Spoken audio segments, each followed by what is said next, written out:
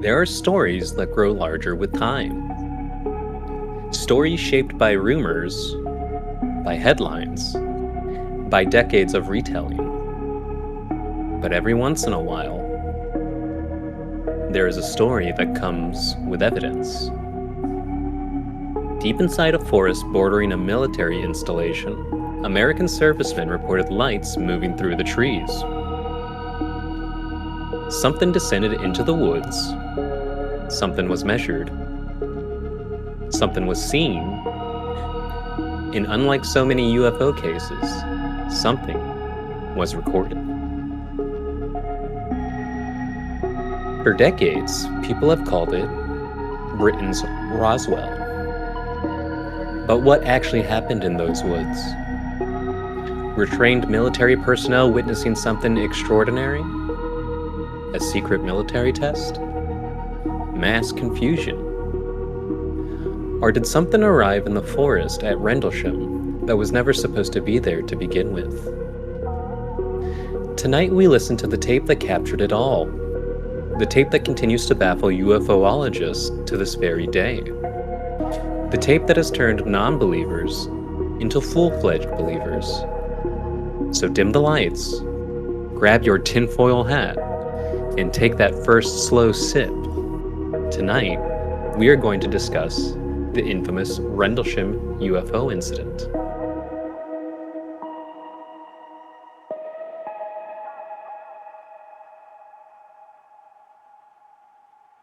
All right, everybody, welcome back to You Go First. I'm here with Fernando. He just read you that beautiful intro, and I did grab my tinfoil hat. The problem is it can't really stay on my head, so I'm going to put it right here. It'll be here, right there. Austin never made me one. I'll make you one. Actually, I actually wanted to tell you this on the podcast, so I waited till we started recording. There is going to be a care package of sorts coming to your house in the next couple weeks, I think. So, oh yeah? So stay tuned for that.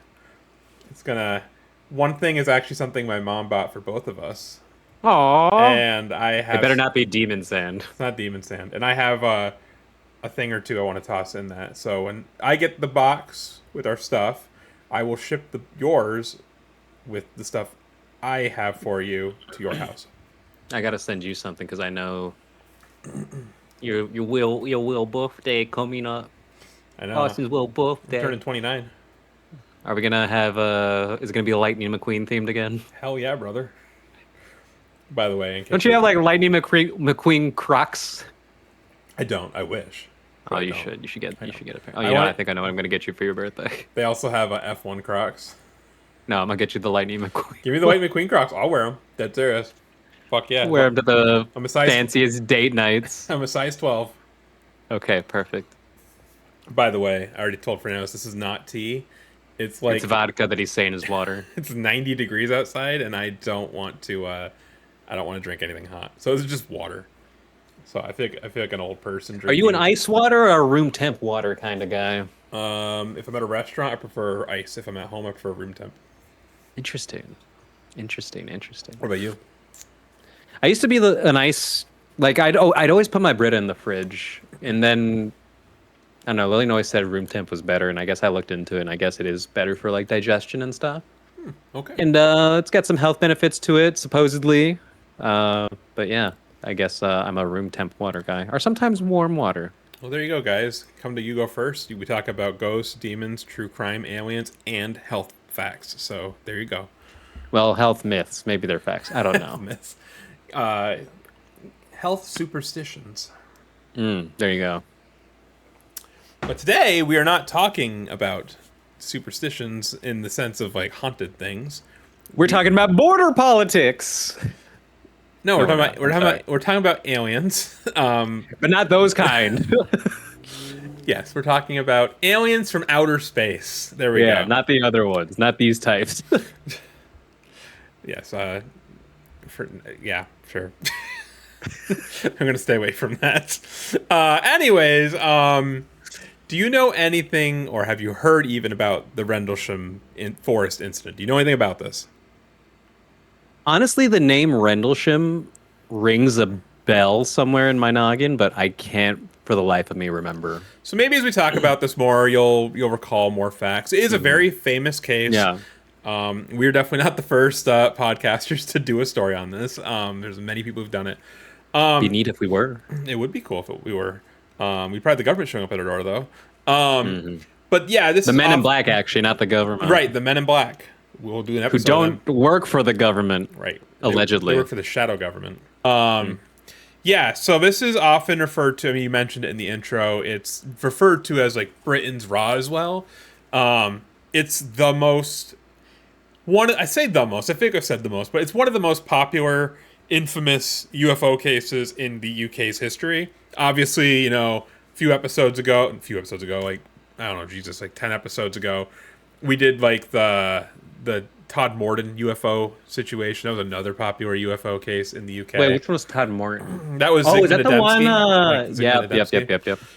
But the nice thing about this one, as I like to think they're more popular, is when we actually are able to produce recordings from the events. I know a lot of people seem to like that. This is another episode where we're actually going to listen to some recordings, and obviously it's not there yet, but when we edit it, you're going to hear bits and pieces of that recording in the intro that you just heard. So it's just a little teaser, and there'll be a lot more coming. So I'm excited for that. Also, it just kind of makes everything so much more real and spooky. So I'm excited. But so yeah, all right. So I'll say, maybe you'll pick up on some more stuff and remember it as we talk more. But maybe this is a fresh one for you. Maybe you don't know much about it, and that'd be kind of cool, right? Yeah. So yeah, our story is going to start in the Rendlesham Forest in the United Kingdom. Ooh. Spooky. Is that north of London, I'm guessing, or what? It's in Suffolk. You don't know? It's in Suffolk. Oh, okay. You want to talk about aliens? Yeah, let's talk about aliens. Let's talk about aliens. Aliens. All right, we start with the crash. Located near the British town of Tangham lies the Rendlesham Forest. For years, the area has been known as a place of outstanding natural beauty and has provided nearby residents the ability to easily engage in a number of fun outdoor recreational activities. More interestingly, however, is the fact that this dense forest also happens to be nestled tightly between two English military bases. More specifically, the installations in question are RAF, Royal Air Force, Woodbridge, and RAF Bentwaters, collectively known as the Twin Bases. Aside from the occasional fighter jet taking off down the runway and into the sky, the area was known to be relatively peaceful and quiet. In fact, it would probably be pretty safe to say that the area hadn't experienced anything really noteworthy since the bygone days of the Blitz. That would all change, however, in the early hours of December 26, 1980. At 0300 hours, U.S. Air Force servicemen John Burroughs and James Peniston were patrolling the east gate of RAF Woodbridge. It's Peniston. It's not Peniston. Are you sure? I'm positive. It's Peniston. It looks like it's spelled Peniston. Peniston. It's Peniston. There's two N's. Peniston. Peniston. I like Peniston better. As you were, soldier. Aye, aye, Captain. Yes, chef.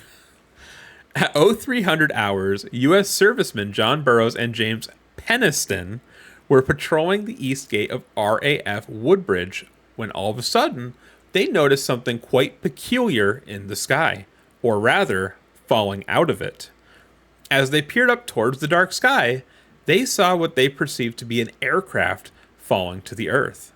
What made the situation quite odd was the fact that the object in question was lit up, but made no noise as it careened towards the ground. Fearing that people may be hurt or worse, the men sprung into action to go and investigate. The duo were then joined by Airman First Class Edward N. Cabansay, as well as Master Sergeant J.D. Chandler, to go and check on the downed aircraft. All four men climbed into a service vehicle and began to drive deep into the woods. As they got closer to the area where they believed that the object would have inevitably landed, they began to notice something a bit odd. There was no smoke, no debris, and no sign of a plane. As they encroached closer to the center of the forest, the service members' radios then began to act strangely. Fearing that they would be unable to contact the base if they found something, Cabansay and Chandler stuck with the vehicle in an area where the radios seemed to be at least somewhat operable. Burroughs and Peniston continued further into the woods on foot. From here on out, things only became stranger. As the two men ventured further into the dark woods, they began to witness all kinds of strange phenomena. Trees seemed to glow in the darkness. The air buzzed with static electricity. And then they saw something. In a clearing surrounded by trees sat a metal craft. What are you doing? Glowing, huh? That sounds like radiation right there. It does sound. It's very good observation. Keep that one in your pocket. It's a good one. Every time I do keep it in the pocket, you yell at me for being I'm not yelling at you. I'm just giving you credit for being observant. Okay. You're gonna yell at me off screen like you always do. Well, yeah, he yells at me off screen behind the camera, and he beats me when he sees me. Yeah, whenever I go to Boston, that's actually why I go to Boston, to give Fernando his beatings. It's to get my quarterly beating. Yes. It is. It's actually why he got a tattoo recently, because it covers up the scars. Cover all the scars. Okay, so I'm gonna pause here for a second. So you're, as you call him, let's see. Who are the two that went in? Peniston. Okay, whatever. Fine, you're Peniston. You're Peniston. Whatever. He went into the woods. Let's say. I don't know if he actually did or not. Oh, he did. Okay. It was him and Burroughs. Okay, so you're one of these guys, and you're walking into the woods, and you see a metal craft in the forest. After you just saw glowing trees, and you can, you know the feeling of when you can feel static in the air, right? Like you felt that before. You taste metal, the silly. Yeah. You ever watched Chernobyl? I have not watched. Yes, I have watched Chernobyl. I'm sorry. Yes, I have. No, we're not. What if they tasted metal? If it tasted metal, there's a problem. Means they're gonna. There is radiation. There's radiation. I don't recall in this story anybody tasting metal, so that's good. Okay, that's good. But yeah, so the air is kind of buzzed with static, and all of a sudden, through the woods, after you started walking into the woods, you come across. You see a large metal craft. What do you do? What are you, my D&D master? Yeah, I'm your D&D master. What do you do? I don't know. I hope I roll a nat 20 and that I can fucking escape. Fair enough. Are you okay? Fight or flight? I guess I'm saying. And by fight, I just mean going up to it. That's what I mean. I'm observing from a distance. I'm not getting closer. I'm gonna, if I have binoculars or something, I'll try to look. But I'm just gonna kind of really look from a distance as I kind of get ready to Basically, I'm going to start looking behind me and make sure I have an escape route if I need to haul ass. Okay, so you're curious, though, at this point. I'm curious. I mean, who wouldn't be, right? But I'm not fucking going up to that thing. Are you more curious or more scared in this situation? In this situation, I'm probably... I'm definitely leaning towards flight. And I'm... the hair on my neck is probably standing up. Okay. Are you sure it's not just standing up because of static electricity in the air? I wish I could hit you. All right, cool. What are you doing, Mr. fucking... What am I doing? Brave ass fucking podcast host. What am I doing? Okay, well, ideally... In your heart of hearts... I mean... In that situation, you know your true self better than anyone. I'm not going to pretend I wouldn't be scared. I'd be scared. But, as a serviceman, I would imagine I have my, You got a gun? I have my M16 with me. You think a gun is going to do anything against fucking aliens, dude? I mean, I feel safer with an M16. I'm just saying. Have you not watched any sci-fi movies in your life? That's just the movies, right? It's just the movies. It doesn't reflect real life. Do you think this interdimensional spacecraft that can transverse the universe, the cosmos, in fucking light speed... where we need to fucking prep an astronaut crew for months on a rocket ship and hope it works. You think a fucking AR is gonna be scare them, dude? Maybe they're a peaceful species and they never knew violence in their lives, so they don't understand it. It's like Piper, for example. Oh, so you're gonna be the reason why the world ends because they're gonna be oh, this guy just started beef. Pretty much. For example, using my dog as an example. Piper doesn't understand that there's things out there that want to hurt you. She thinks everything loves her. Everything's great. Maybe the aliens are like that. Who fucking raised her? A caring set of parents who want her to be safe from the world. But maybe they've never taught her the harsh truth, dude. Should have been sorry, Piper, no treats today. I can't do that to her. Okay, so fine. Honestly, though, I'm probably doing what you're doing. I'm probably gonna stand back, see what the hell's going on, and I'm probably gonna be hugging my rifle because I'm like, what the hell is going on? And even if it can't do anything, it's like putting the blankets over your head. You know, in your heart of hearts, it can't do anything, but it feels better. My my M16 in this case is my blanket. Okay. I used to turn off the lights in the living room and run upstairs to my bedroom because, like, to turn off the lights downstairs, I was always the last one downstairs growing up. Mm-hmm. I don't know, for whatever reason, I thought running through the darkness than walking, then I was safer. It's weird. I don't know. That's fair. I think it's just natural to be afraid of the dark. Afraid of the dark, afraid of what's lurking underneath the bed. All right. Well, we figured out what we would do. Let's see what Peniston What would and the Burroughs. audience do? Chime in the comments. Yeah, do that. Or just tell us to fuck off. Yeah, actually, please do. Any engagement is great. Hell, like our Art Bell episode, people have disliked it a few times. I'm happy about it. It's it's got a lot more likes and dislikes though, so I'm okay with that. Anyways, let's figure out what Burroughs and Peniston did. All right, so they see the metal craft. Scandalous. So, regarding the metal craft, it was approximately 3 meters wide and only 2 meters tall. It stood on stilts of sorts and seemed That sounds kind of small. Yeah, it is. That's pretty small. I think that's very small in my opinion. 3 meters wide. It's like okay. Like 9 feet, maybe. Yeah, maybe. It's not very big. Yeah. It stood on stilts of sorts and seemed to glow and pulse with red and blue lights. Eerily, It's like a sedan for aliens. Pretty much. Yeah, basically. Maybe it's just some family, a mom and a dad, and the dad got lost looking for direction. She's like, I told you should have stopped and asked for direction. He's like, not now, Susan. And then he's like, gleep glorp, and then he's like, he's really pissed, and he's just like, it's like, I don't need to hear it right now. And then the baby's in the back crying its ass off, just like, I want to go home. Sorry. No, that could be exactly what happened. Totally, because it is small. Maybe it's just enough for a little alien family. So, but it's glowing red and blue. So maybe those are hazards. They're parked. Eerily, the men would report that the wind and sounds of the forest seemingly went mute as they entered a 10-foot bubble around the object. It's almost as if a force field of some kind was surrounding the craft. The pair were awestruck, terrified, and apparently quite curious. Specifically, Peniston. So Peniston's doing what neither me or you were going to do. Sounds like a moron. Yeah, I guess he'd be the first to die in a movie. After snapping out of this trance, by trance I just mean they're transfixed by what they see, Peniston decided that he needed to get a better look at the mysterious vessel.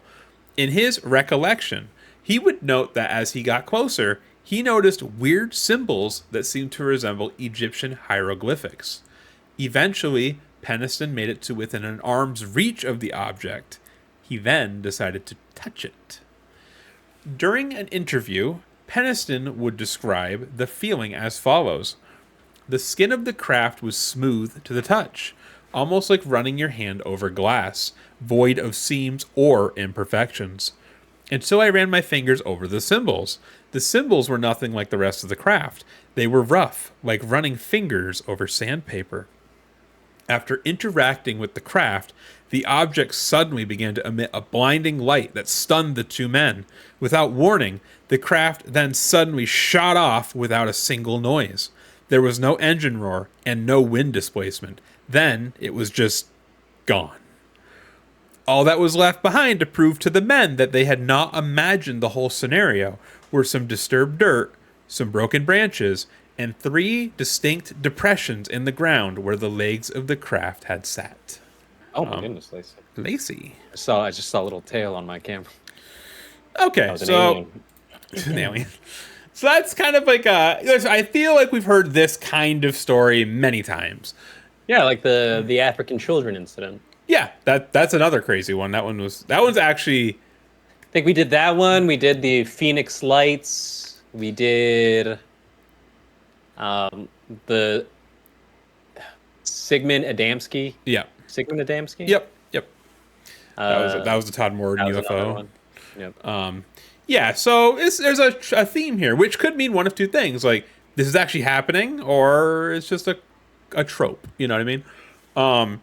But I will say, like, there's obviously more to it than this coming. But, yeah, I mean, that's kind of freaky. I mean, thankfully, these guys kind of were able to get away unscathed, it seems, right? I mean, it took off. It chose flight over fight. So that's a good thing. I'm saying it's probably just a couple of they're just tourists, dude, looking to try to get to the Milky Way, and he took a wrong turn somewhere. It's like in the movies when they're in like the bad part of the neighborhood, all of a sudden some guy comes and like starts knocking on the Roll up window. your Like, oh windows. my god! Roll up your windows. And they just bolt off. It's like that. They came on to touch and they're like, honey, lock the doors, we need to go, kind of thing. He's probably just looking at the map, like, oh, it's like, where do I fucking? Just, And his wife will go like, honey. go, go, go, go. Okay. So yeah, they're I guess they stumbled upon a UFO, I guess. Any thoughts? Any thoughts on what I've said? I mean, Yes, other than what you said. I guess brave or stupid. That it's that. Second I think of it's all, kind of stupid. interesting about the Egyptian hieroglyphics, I will say. You know what? That's actually a great point, because one of the oldest conspiracy theories is who built the pyramids. It's the same thing with the Mesoamerica pyramids, the ones in Mexico and South America and all stuff. Like, I remember hearing the theory when I was in school, like in 6th grade, a history teacher was talking about it, like how like one of the carvings in one of the Mesoamerican pyramids resembled like a spaceman. Yes. Like he had this little, like, you can look it up. It's like he like the way the carving is, it looks like there's something on his head. He's riding some kind of like ship craft thing, and There's just like it looks like stuff going everywhere too. It's like it looks like he has like a jetpack or something, like. And so we're talking like literally pre-civilization North and Central America here, where yeah, there's these carvings of these beings that don't look like they belong to that era. And it's the same thing with the Egyptian pyramids, right? Like also hieroglyphics, and it's just there's a lot of symbolism and stuff that makes it seem like who was really here. So I find it quite fascinating. And we'll never know. Maybe. Probably. Probably won't know. Until we die and we end up in like an alien soul extractor. I don't know. We die and we wake up in simulation. Yeah. And they're like, ooh, you're not supposed to be out of that, and back in. Yeah. It's just like the Matrix, where like he wakes up and he's like in a pool of water and he's got tubes in his mouth. But speaking of like kind of interesting stories about that, I learned about this today when I was finishing this up and making the intro up. The national the National Archives, I think they're called, of the UK, they have a whole section of declassified like UFO sketches and information and stuff like that. I used a lot of these images actually for our intro. Kind of like the Art Bell episode, how we're like kind of like his greatest hits. I think it'd actually be a cool episode to go through that UFO collection in National Archives and like cherry pick interesting ones and just kind of talk about it, because there's a lot of interesting shit in there. Like one of the most interesting ones in there, and it's all UFO related or aliens, and the picture will be in the intro. There is a picture that was taken of a little girl in a field, and behind her there appears to be someone who resembles an astronaut. And they were like, when the father was like developing the photos, he like brought it to people and they're like, these photos have not been manipulated. And are you gonna put it here later? I can, yeah, if you want, because you'll see it in the intro, but I'll put it here. And he's like, there was nobody else in that field, but there's like a fucking like astronaut looking person behind his daughter. It's really unnerving, to be honest with you. It's actually kind of made the hairs on the back of my neck stand up a little bit when I was reading about it and looking at it, because it's just freaking bizarre. But yeah, there's all kinds of crazy shit out there. And you know what? It's not just America that gets crazy alien shit. The UK gets a lot of it too. But yeah, I guess that's my thoughts. So we got ancient Egyptian hieroglyphics. Maybe these are the people these are the beings that helped create the pyramids. Who knows?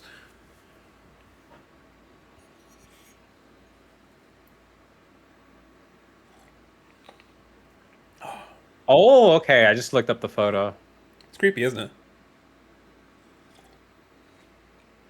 Nah, dude, that's Photoshop. What, dude? No. Isn't that fucking weird though? It's probably fake, but it's still creepy. It's gotta be fake, dude. After witnessing this, the men came to their senses and began to run back towards the vehicle and back to Cabin Say and Chandler. When they all returned to base, the men realized that they had all been gone significantly longer than they had initially realized. Apparently, despite believing that they were within radio range, they had not heard calls for them to check in, and it appeared that they had actually lost time. So much time had passed, in fact, that a search party had been formed and was on the cusp of being implemented. Wonder if that's an alien thing, maybe when they entered the bubble. Because It could be the loss I of don't know if you ever time. watched or not UFO, Interstellar, and I know it's just science fiction, but Yep, it's a great movie. when they're on Miller's planet, specifically that tidal wave planet where they think Yep. it's mountains and it's not mountains, and it's like, oh, interdimensional time works differently, or interspace time, whatever, Yeah, works differently because it's like because he's the in further you orbit. are away, it's like 5 minutes or something is really like 30 years over here or Yep. something. It's crazy. It's That actually, in movie's my opinion, crazy. it's actually almost the saddest part of the movie. It is. No, Be- I cried when he watches the transmissions from his kids. Or like, where are you? Where yeah, have you been the past 30 years? And really, he was only gone in his IRL time, 5 minutes. yeah, it's depressing as hell. It's Yeah, also so fascinating bad. that It's so great. conceptually that happens technically. Like Yeah, again, no, like I remember Neil deGrasse Tyson basically went through that movie about like debunking science and backing science and stuff, and it's a very smart movie. It seems on its yeah, head for like yeah. kind of dumbasses like us, I mean, right? as good as you can. I mean, as good as you can make a movie like that. I think they did pretty damn well. Yeah. Yeah, no, it's just crazy. It gets you thinking about the whole universe, what's really out there. Over the next couple of days, all kinds of rumors and speculation began to swirl throughout both military installations. However, it wasn't only the sole accounts of the four men who ventured into the woods and saw a spaceship.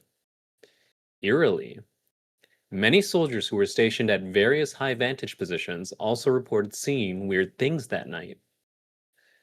Most prominently was the claim that unusual lights had been seen in the sky throughout the night. Ultimately, this spooked quite a bit of personnel throughout the bases, which led to an increasingly tense atmosphere. Even high ranking officials weren't immune to the feelings associated with this rather bizarre phenomenon.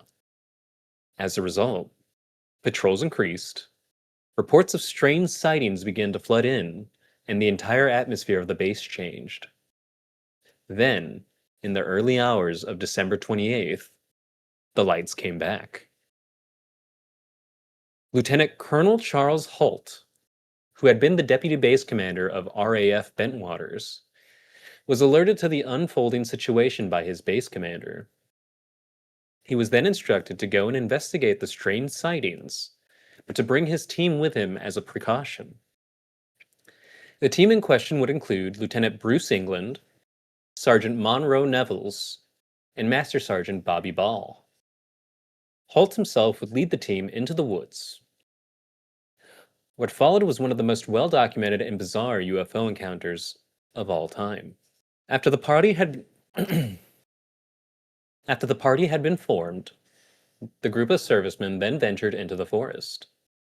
In addition to their basic kit, the men brought flashlights, Geiger counters, and most notably, a tape recorder.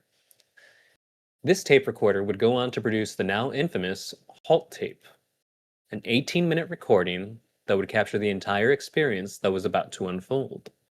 Play the tape. All right. Well, before we play the tape, what do you think's gonna happen? I don't know. Okay. I feel like just a hunch. Has nothing to do.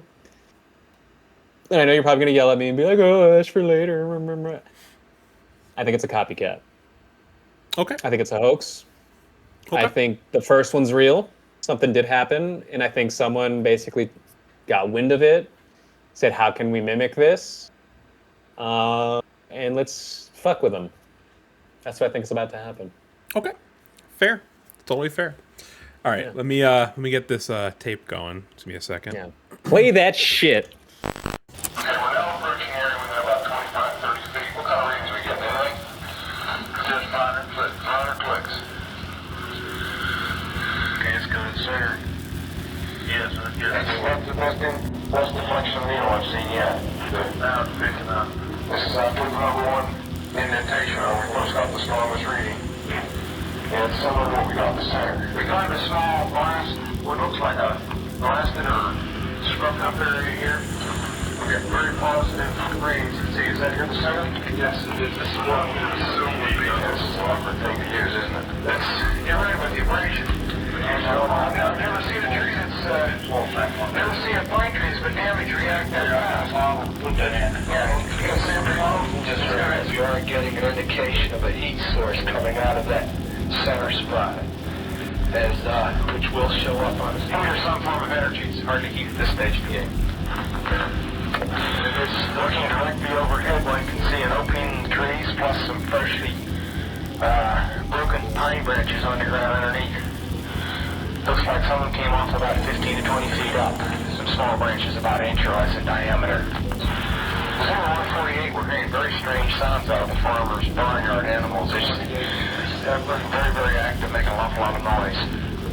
Definite pigmentation. You just saw right there. Wait, I noticed slow down. Where? Right on this position here, straight ahead, in between the there it is again. Watch straight ahead off my flashlight there. So there it is. Hey, I see it too. What is it? We don't know, sir. So can I get some? Yeah, it's a strange, small red light. Looks to be maybe a quarter to half mile, maybe further out. I switch off. The light is gone now. It was approximately 120 degrees from the site. Is it back again? Yes, sir. There's no doubt about it. There's some kind of strange flashing red light here. Yellow. I saw a yellow tinge in it too. Weird. It appears to be maybe moving a little bit this way. It's right on has been. Yellow. It's coming this way. It is definitely coming this way. The two pieces of it are shooting off. There is no doubt about it. This is weird. To the left. Yeah, definitely in two lines. One light to the front, okay. One light to the left. Keep the flashlights off. Okay, we're looking at the thing. We're probably about 200 to 300 yards away. It looks like an eye winking at you. It's still moving from side to side. And when you put the star scope on it, it sort of has a hollow center, a dark center. It's like a pimple of an eye looking at you and winking. And the flash is so bright to the star scope that it almost burns your eye. Now we're observing what appears to be a beam coming down to the ground. This is unreal. All right, so we listened to the tape. I think there's a lot to unpack there, to be fair. I mean, I guess I will start by asking you, like, what do you think about the tape? I'm going to sit on the fence on this one. You're going to sit on the fence? I don't know what I think. Well, there's a lot more to come than just the tape. There is more stuff. So I guess I'll start by breaking it down. At first I wanted to say, oh, the little red light looked like a little laser pointer. It really did. Okay. And then it got brighter. And then a different light came. And that started hovering. And then it shot down a little beam me up Scotty beam. And that's when I was like, okay, what the fuck's going on? So I will say I found it interesting how they talked about like it seemed like an eye almost. Like there was an iris. And the almost eye like it was like Sauron. shifting back and forth. Almost like it was looking for something. One ring in Middle Earth. Yeah. It was looking for Sam and Frodo. Yeah, I mean that's kind of creepy, I think. Like it reminds me kind of like there was another alien type deal where it was like an eye on like the ship. It's very weird. But talking about War of the Worlds, it might have been War of the Worlds. Yeah, that's kind of freaky to think that I was looking at. And them. It's that like horn that. Yeah. And then there's this beam is coming down and just like going over the place, zapping people. It's darting through the woods. They were saying, and Tom Cruise is just Tom Cruise is run everywhere. They mentioned the farm animals were acting kind of funky, which adds a little more realism to it, I guess. Understandably, they could just be saying this, but. And again, like I promise you, there is more than just so you need the tape as like a background. Like, so this is what's happening in the woods, supposedly. Yeah. There is more to come. But yeah, I mean, they they seem relatively calm. They definitely seem more intrigued by it than scared by it. I mean, yeah, they say things like, "Oh, it's weird," but I mean, they also picked up radiation signatures. Don't know if you caught that. Yeah, and then they're like, grab the sand. Grab the sand. Yeah, like, Or grab the dirt. Grab the dirt. They didn't really seem to know what they were really doing that well. It Didn't seem very trained on this. Didn't seem very OSHA safe. No, not at all. One thing I'm going to say is I don't want to be a party pooper, but I do find it interesting. Why are only As you proceed to poop on the party, let's hear it. Why are only 4 men being sent in for this? Like, if this is being recognized by the base commander, why is this not like? Because to me, maybe it's a hoax. Maybe. Well, maybe. Obviously, but what do you think? Well, I'm gonna say this. This genuinely, at this point in the story, tell me what you think, you bitch. Well, first of all, that's what theories are for down the road. But anyways, At this point in the story, yeah, I think there's more to come. It's too early in the story to really come up with a conclusion. You fence-sitting motherfucker. No, I just wait for all the facts before I make a decision. I don't jump as to the you gun. Ask me, tell me what you want. Tell me something. What do you think? What do you think? What do you think? Well, I was right. What are you thinking at this point? But anyways, yeah. So the tape is weird, and it is interesting how there's 4 witnesses supposedly in this case that are all kind of parroting each other. So yeah, it's I'll leave it with it's very peculiar with what's going on. But there's definitely more to come and more evidence to back this situation. So if you want to give that to us. At one point, Halt can be heard saying, "We see strange, strobe-like flashing to the rather sporadic, but there's definitely something there, some kind of phenomenon." According to all the men, the lights in question were red, white, and blue, and appeared to be darting between the trees. Additionally, and most unsettlingly, was the fact that the craft did appear to hover over various parts of the foliage and direct a concentrated beam of light directly below the object. In one instance, this occurred only a mere 20 meters away from the group of men. While examining the area, they noted that they had found 3 depressions in the fresh snow that appeared to form a perfect triangle, as well as observing the tree branches that had been broken in the area, just like Burroughs and Pennison claimed. Additionally, when the group began to utilize their Geiger counters, they noticed that radiation levels were indeed up. Oddly, the bark on trees that had been facing where the craft had been located seemed to provide the highest readings. By the end of the search, the culmination of radiation levels, bizarre animal behaviors, ceasing to make noises and avoid this area entirely, led Halt to file an official report. This ultimately led to the Halt Memo, which was officially filed on January 13th, 1981. The one-page document was sent to the United Kingdom's Ministry of Defense, and the report would go on to summarize the series of events that had transpired, with an emphasis on detailing the extraordinary maneuvers that the craft was able to undertake. Specifically, this included breaking into 5 separate white objects before disappearing. Today, this memo is technically declassified, but there are caveats. In the years following this incident, Charles Halt would be interviewed many times. Each time he was asked, he always stood his ground and would claim that what he reported was 100% accurate. In one interview, he said the following: "I can definitely tell you we are definitely not alone. There's something there. There's no doubt about it. It was something beyond anything we know or understand. There's no doubt about it whatsoever." The man likes to say there's no doubt about it. There's no doubt about it. So one thing I think that is worth pointing out, and don't be wrong, this doesn't mean it's instant proof that it's real, but an official memo was submitted to the Ministry of Defense by this. This guy is not just some grunt. He has worked his way up in the military. He is a career soldier. He has a lot of stuff professionally writing on the line in terms of how he reacts to this situation. He really can't afford to go around making all kinds of hoaxes and then officially documenting it and submitting it. This is how you get labeled crazy, and this is also how you get demoted in the military, especially during this time. Alien talk was not considered okay, especially it was not considered becoming of armed force personnel at this time period. So the fact that he was willing to put his name on a piece of paper and attest that I saw this, to me, that at least provides some credence to, maybe getting me to think that maybe there's something here. It's not just some random guy who wrote to the newspaper and said, hey, this happened. This is actually him reporting to his superiors that, hey, I think this happened. There's something going on. And it's also, I forgot to mention this earlier when we were talking right after the tape, the fact that like other ships like broke off almost from, because we're assuming this is a ship. Other ships broke off from like a mothership type deal. It's kind of interesting.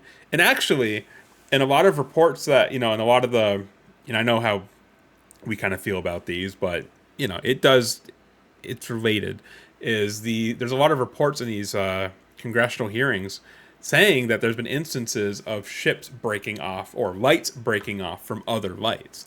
It's like the Phoenix lights. Remember that? Like I do remember, yeah. That was there was like 6 of them. All branching, and then some of those like went off even more. It was pretty crazy. And a lot of people reported that. And the government was very much so like, that was nothing, blah, blah, blah, blah, blah. But so many people saw it from across multiple states.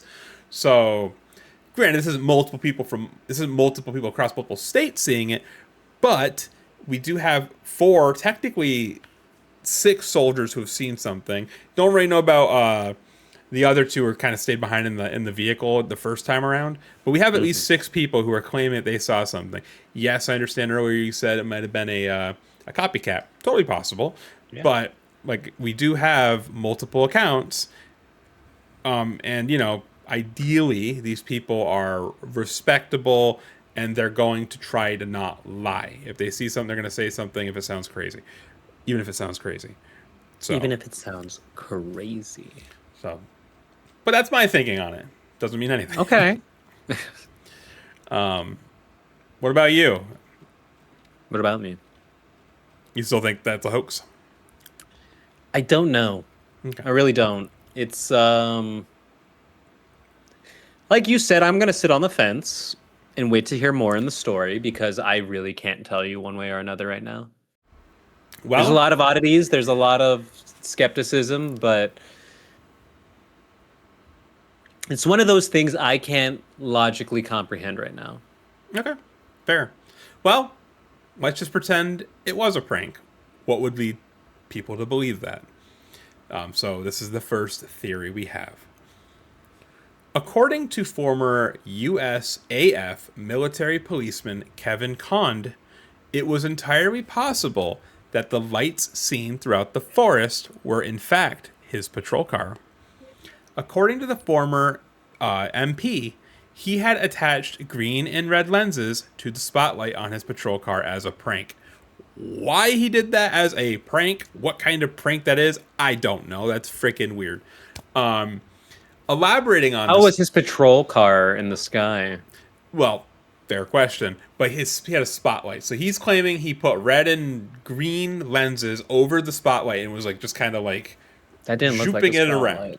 So it didn't look like a spotlight. Usually a spotlight, it's a beam clearly going up towards the sky. To play devil's advocate, fine. There's a beam of light here. But these people are seeing like a light source, like zooming along, not beaming across, zooming across. Sounds like a military cover-up right now.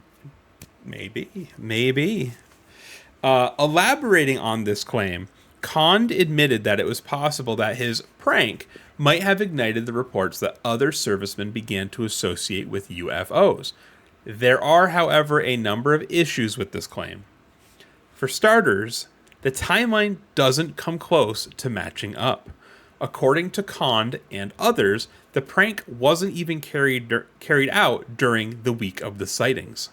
Additionally, witnesses claim to see red, white, and blue lights, not green. Furthermore, the stunt did not last 2 nights, and it is extremely unlikely that staff from both bases would have incorrectly identified Khan's car as a potential UFO. I'm not saying it isn't a hoax, but I don't think this is the hoax. I don't think it doesn't make sense to me. Like you said, it just, that's not how a spotlight would behave on a car. Also, keep in mind, they said that these ships did not make noise. They did not displace any wind. If there's a dude just zooping around the woods in his patrol car, you're going to hear an engine. Like, especially the 1980s, it's not like he's driving around a Toyota Prius. He's probably driving around some, like, I don't know. Why are you throwing shots at Priuses, dude? Because they're quiet. Why not a Chevy? I don't know, a Chevy.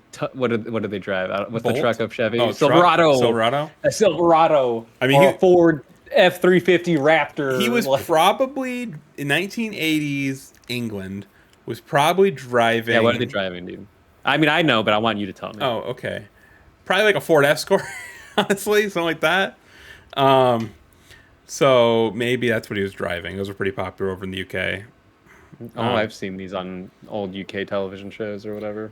Old movies. The point is, I can assure you, the engine in that car is not quiet. If he's zooming around the woods, they're going to hear something. It's not going to be silent with lights just going. So I think that this idea that it was a hoax in this scenario is not the case. Okay. Do you agree with me on that one? I think so. Okay. Theory number 2. It was the Orfordness Lighthouse. Some skeptics claim that a nearby lighthouse may have been to blame for causing the pandemonium that ensued in late December. According to the people who subscribe to this theory, the lighthouse was close enough to potentially confuse some witnesses. If by chance drugs or alcohol were involved, it is conceivable that the servicemen could have misinterpreted the lighthouse as a UFO. To be clear, however, no drugs or alcohol were ever suspected or reported by senior staff. Like the previous theory, however, there are issues at play. One of the biggest detractors is the fact that the lighthouse would not have been visible from the vantage point of most of the witnesses. Additionally, lighthouses do not typically beam their lamps directly towards the ground and into the eyes of British civilians. Even the lighthouse keeper at the time confirmed that what witnesses described could definitely not have been attributed to the lighthouse. So lighthouse. I think that's a tough one to believe because you live in Massachusetts. I've visited Massachusetts. I've visited Maine many times. I've seen a lot of lighthouses. Lighthouses are pretty predictable with how the light works. It's not something that's sporadic, erratic. It's I think it can only go 360. I don't think you can really tilt it down to the surface. There's no point for it because the whole point of a lighthouse is to stop ships from smashing into the wall or the rocks. So I just don't see how anybody would really mix up a lighthouse for a UFO. I mean, maybe if you're on a boat and you didn't realize where you were, you're like, oh my god, there's a light. But then you notice the pattern. You're like, oh, that's a lighthouse. But in the woods, plus I'm sure that if their base is next to a lighthouse, they've probably become quite accustomed to knowing the lighthouse is there and seeing the light as a normal thing. I just don't. And also, lighthouses aren't red, white, they're white, but they're not red and blue. Where are the red and blue lights coming from here? It doesn't make any sense. It's very patriotic of them. Yes, patriotic, even though it's in the UK. I'm surprised. But they're Americans, though, right? They are Americans. I was actually kind of waiting for you to say that I messed up because it was talking about British base and American servicemen, but it actually was American servicemen involved in this whole thing. I bet we have people stationed over there. We have a lot of them, actually. Yeah. So yes, we're up to my favorite theory right now. It was a UFO, obviously. Obviously. So this theory states recorded logs from the incident are currently missing and are widely considered to have been pulled and classified, with the exception of the halt tape. So I did kind of want to, that's why I said, with some caveats, a lot of information surrounding this outside of the halt tape are still classified or missing. One interesting item mentioned within the halt tape is the presence of a camera. Despite this, however, there are no official pictures available from the incident. Could these have been, classified? Could they have been confiscated and sifted through by, the Ministry of Defense? And then when they figured out what they'd captured, they hid it? Just saying, like, they did mention a camera during the recording. Where is the camera? Where? Show it. Show me. Show us the camera. Show me the files. As we heard earlier, the halt tape does a pretty good job at explaining what is happening at the time of the encounter. This sentiment has been echoed and reinforced by interviews with both senior and junior servicemen who were also present and had witnessed the events for themselves. Furthermore, recent interviews with former service members who were present at both RAF Bentwaters and RAF Woodbridge has brought on even more testimony. One example from Charles Halt himself includes the following. I have confirmation that Bentwaters radar operators saw the object go across their 60-mile scope in 2 to 3 seconds, thousands of miles an hour. He came back across their scope again, stopped near the water tower. They watched it and observed it go into the forest where we were. So, again, this is from Charles Halt, so I understand that's almost like double dipping here. But if that is true, other people witnessed this ship go, or this object go where they were.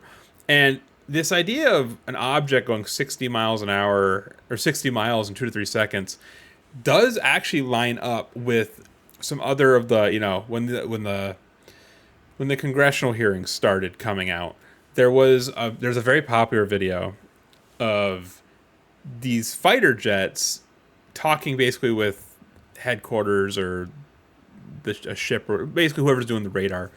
And this object was basically like with them, and then when they started tracking it, like it just bolted off, and like 5 seconds later it was like 60 miles away from them. So they went and chased after it, and then it just kept doing that. So again, who knows if that's true or not, but it does kind of align with that. And this report came out back in the 80s. So kind of interesting how we're still dealing with the stuff, supposedly.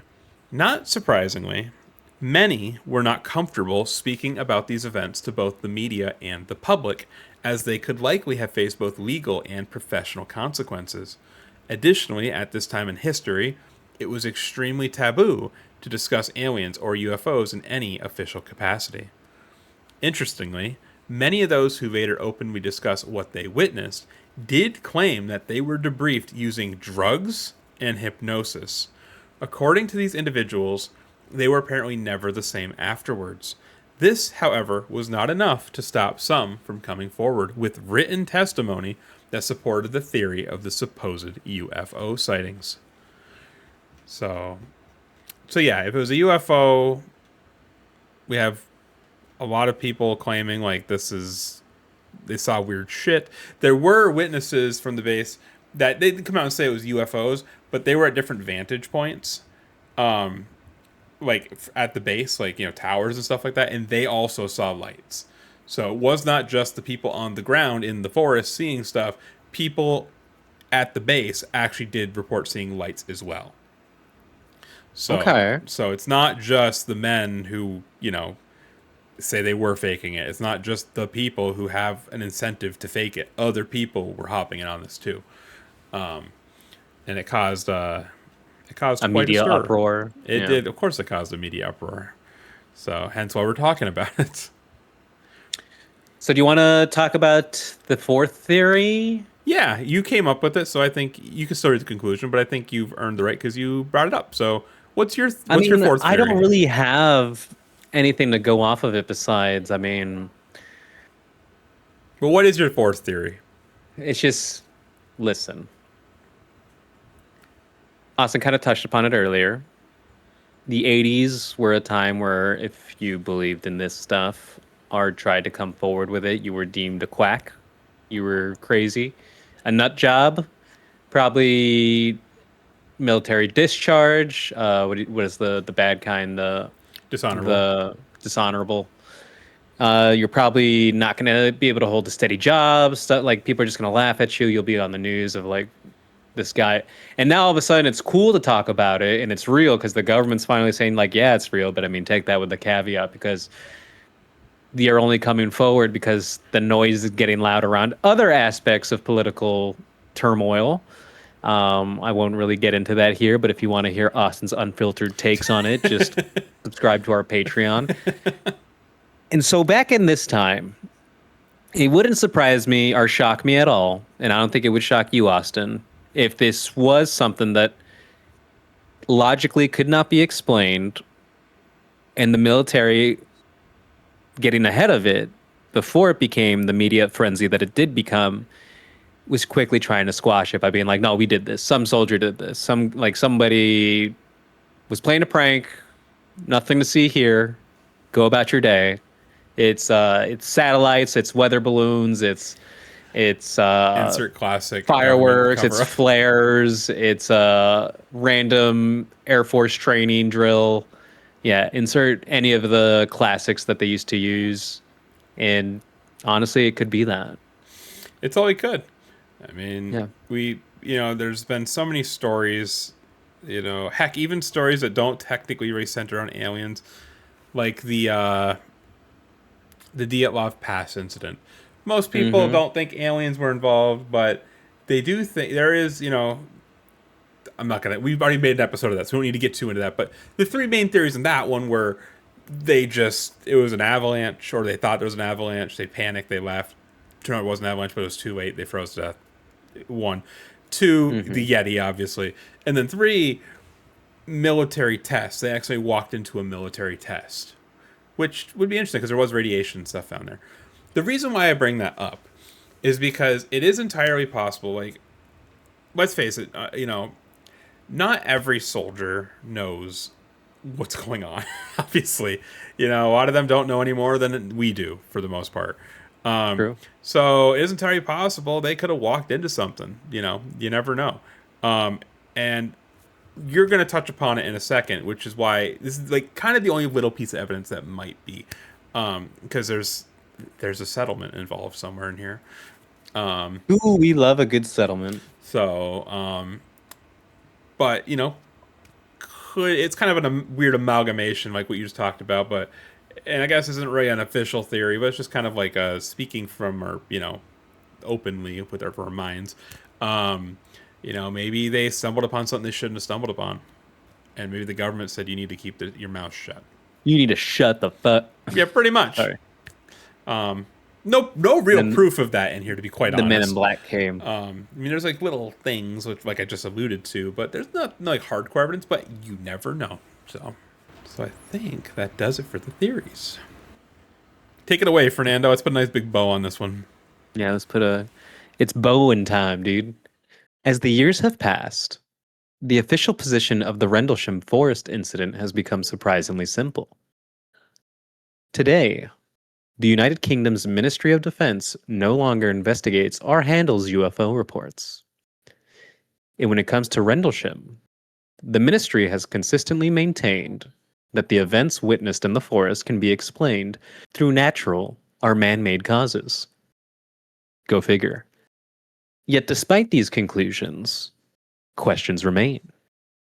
Among the thousands of pages of documents connected to UFO investigations is the declassified Condi report. Within it, a curious reference to what it called unidentified aerial phenomenon radiation is mentioned. A phenomenon the report suggested could, under certain circumstances, cause physical injury to those exposed. For some witnesses, that statement carries significant weight. One of those witnesses is John Burroughs, one of the airmen who entered the forest during the incident. After years of health problems that he believed were connected to his experience at Rendlesham, Burroughs reached a settlement with the Ministry of Defense in 2015. While the details of that settlement remained private, it only added another layer of intrigue to a case already filled with unanswered questions. And as you can likely imagine, this mystery refuses to fade. In recent years, Colonel Charles Halt's collection of testimony, along with witness statements that surfaced decades after the incident, have reignited debate over what truly happened in those woods. To some, those accounts strengthen the argument that something extraordinary occurred. To others, they raise the troubling possibility that important information may have been withheld from the public. Was Rendlesham Forest the site of a misunderstood series of events, amplified by fear and confusion? Was it an undisclosed military operation that accidentally revealed itself? Or did dozens of trained military personnel witness something that remains beyond explanation, even today? More than 4 decades later, the lights have faded. The forest has grown silent once again. And many of the people involved have spent a lifetime defending what they saw. But despite the investigations, the reports, the recordings, and the testimony, the story of Britain's Roswell remains unresolved. And perhaps that's why the Rendlesham Forest Incident continues to fascinate us. Because somewhere between what was reported, what was recorded, and what may have been hidden, the truth is still waiting in the dark. Spooky. Couldn't have said that better myself. So, I guess now that we've talked about the theories and you've thrown your conclusion out there, or you just read the conclusion, I guess we have all the information we're going to get on this. And if you'd like, I will start with what I think happened. I think, to be fair, I'm not 100% convinced on anything, to be honest. But if I had, someone's like aiming a gun at me and they're like, you have to choose, like, what is it? God. I will say, I think there's more of a chance that they saw something unexplainable. Could have been aliens. Could have been some secret technology Weather balloon that we don't know about. I will say there is 15% of me, 20% of me that's kind of like, this might not be real. But it's tough because it's a tough thing about UFO cases, honestly, like aliens in general. We have been For someone that says they believe in them, you're awfully. I do believe in aliens, but it doesn't mean I believe in every alien encounter that's tossed around. What's one that you do believe in then? The school one, that's a good one. The aerial school, that's a one I'm definitely intrigued by. The Benny and Barney Hill one, that's a good one. What was that one? It's this couple. It was I believe it was an interracial couple who dealt with a lot of shit from townsfolk, and they were abducted by aliens. We haven't talked about it yet, but it's a crazy case. Okay. So we'll get to that someday. That one's an interesting one. I'll be honest, I haven't studied enough to know all the the holes in the plot. 'Cause there's always some holes in every plot. Yeah. But this is one that I'll say about UFO cases and aliens. We have been, even though it's completely acceptable nowadays to believe in aliens, it's funny how it's not acceptable to believe in, like, people are just naturally inclined to not believe encounters. And in a weird way, this kind of goes back to this conspiracy theory. I'm not saying I believe this, but it is interesting because it's relevant. There is a conspiracy theory that for the longest time, the government was constantly, there's no aliens, there's no aliens, there's no aliens. And then they started realizing people believe in aliens. And they were getting really bad at covering certain things up. So they injected people literally into the UFO community, essentially, to provide fake accounts that would eventually get debunked and make it look fake. That's a conspiracy. I don't know if it's true or not, but one of the people who are mentioned in that time and time again is a man named Richard Doty. He's constantly in there. He's considered like a shit stirrer, and he's been in the community to fuck things up. Are you telling me he's a CIA operative? He actually has worked for FBI or CIA. I can't remember which one. Yeah. I don't know if that's true. I'm not even saying that's true. I'm just saying, it's very easy to be like, this isn't real. And I don't even know if I believe this is real.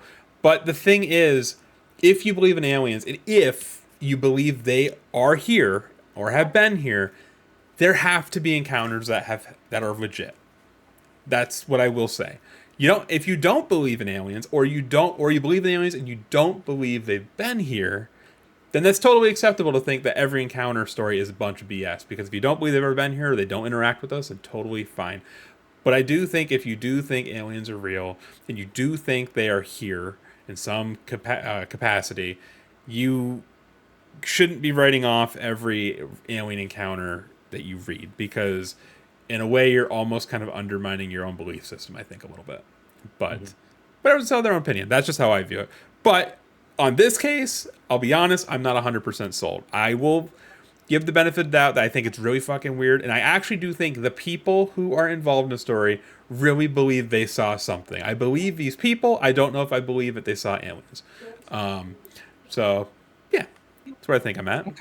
Okay. Interesting. So you don't believe that this one's real? 20% of me does not believe it's real. Okay. 80%, 60% believes they really saw something unexplainable, whether it be government technology they didn't know or aliens, and then 20% of me believes it was definitely aliens. But 80% of me believes that they saw something. So, okay, throwing some mental math in there for you. Mental gymnastics. Gymnastics. What do you think, honestly? Same. I won't even argue on that, because we've already tossed around enough percentages and stuff, so you don't need to hear more of those. All right. Okay, well, that was the Rendlesham Forest Incident, and I will say, at the very least, it's very interesting. Like, I love a story where there is actual, like, tape recorded evidence. I wish we had video. Video would make it so much better. But thankfully, there's a lot of other stories out there where there are at least recordings. I am always on the lookout for ones that are video recordings. If you have any stories you want to hear, we're kind of on an alien conspiracy kick right now, or just mysteries in general, send them our way, because I'd love to do it. Yeah. It's cool. Like, I love doing this. If you saw our Reddit story one, I like how I was able to interact with people and get their stories that they wanted in there, because they were their stories. So yeah, definitely, like, correspond with us in the comments. We are listening. We want to make this show something you want to watch. So please do that. And also like and subscribe and share with your friends. Yeah. And share with your enemies. Share with your enemies. If you really didn't like us, torture them by sending us to them. Yes. Also, completely off topic, but on the subject of watching our stuff, Lexi, if you are listening, remember you can turn on playlists and you can watch things continuously, including this podcast and the gaming channel. So please do that. Anyways, are you telling me one of our listeners hasn't even been listening, dude? She listens to this, but her and my mom listen to it together. So it's only one view, unfortunately. That's one view. I know. We're getting shafted. Wait, how do they listen to it together? Are they like, they work in commute together? They commute, yeah. Oh, okay. Yeah, we are getting shafted. Yeah, that sucks. We could have 1 million subscribers right now. Thanks, but no. Hope you're happy. No, they have to go and cut our view count by half. Yeah. So, hope you're happy. Sad. But all joking aside, as Fernando kind of said, I think before, we can't actually say our 2 viewers. We actually have a decent amount of viewers now, like, compared to before. I know it's only 37, but I'm looking at the hours watched. People are watching it, so thank you very much. And I hope thank you for continue. watching. Yeah. because this is fun. I like it. Leave a comment. Tell us where you're from. Yes. Always curious to find out where you guys are from. Yes, Fernando is scanning the analytics, looking for where everyone's from. So just save him the trouble and just do that. Exactly. But I do feel like we're rambling a bit, but it was stuff I wanted to get out. I guess I'm good with ending it and, you know, putting the Rendlesham UFO forest incident back on the shelf to be archived or whatever. But I would like to ask, like, what's your final thoughts before we take off? My final thoughts: video evidence would have been better, but it was reenacted. The recording is a nice touch, but like I said, video goes a long way. I know in the, the 80s, it's not a lot of camcorders going around. I do think there is something out there. I definitely think I've had experiences with something similar dashing across the night sky that you can't really explain. That's a story for another time. So yes, I do think there are aliens. I think there's alien life. I think they are way more advanced than we could ever imagine or comprehend. But this story is a big fat maybe for me. Okay. And you, sir? And me? Oh, I get final thoughts? Okay. You get the final I thought. usually don't get the final thoughts. You always get the final thought. I usually take us out. But anyways, I guess if I had a final thought, it would be... Yeah. Take us out and final thought. I noticed that our Art Bell video is doing a lot better, which deals with a lot of mysterious, spooky stuff surrounding like aliens and conspiracies. So, weirdly enough, even though that video is like a couple months old right now, it's been popping off. A month, yeah. So if you're one of the new viewers watching that, I would love to know why you're watching that. I don't mean that, you know, in a bad way. I genuinely want to know because it kind of sounded bad. It did sound bad. I'm not gonna lie to you. It's not supposed to sound bad. It's supposed to sound like constructive. I want to help build the channel and tailor it to people who are watching and you know, obviously, I'd hope you'd want to see more. So, give me some ideas of other stuff that would keep you hooked and wanting to come back. So, that's my final thought. But I'm going to take off and I'm going to go to bed because it's been a long day. It is. I'm a little tired. I won't lie to you. So, all right. I'm not going to waste anybody else's time. I'm gonna skedaddle. So, thanks again, everyone, for sticking around. Keep sipping the strange. Stay spooky. And good we'll night. Sip, all right. Sip, sip, sip. Drink water. Stay hydrated. All right. Good night. Good night, guys.